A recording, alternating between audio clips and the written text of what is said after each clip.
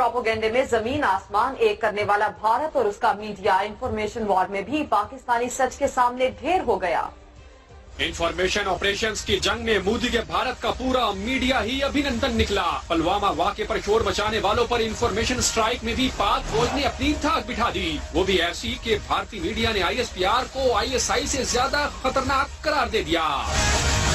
बालाकोट हमले पर मोदी सरकार की गीदड़ भपकियां तो भारतीय फौज हकाइक से बेखबर और इंडियन मीडिया बस खोखला ढंढोरा ही पीटता रहा। दूसरी तरफ ISPR की हर इतला बरवक्त, मुस्तनद और सबूत के साथ होने पर भारत के हर झूठ का फौरी पोल खुलता रहा। दुश्मन ये भी मानने पर मजबूर हो गया कि ISPR की अज़्म-ए-नौ मुहिम ने भारतीय कोल्ड स्टार डॉक्ट्राइन के परखच्चे उड़ा कर रख दिए हैं। भारतीय दिफाई माहिरीन ने मेजर जनरल आसिफ गफूर को जनूबी एशिया का ग्राजिमोव भी करार दिया।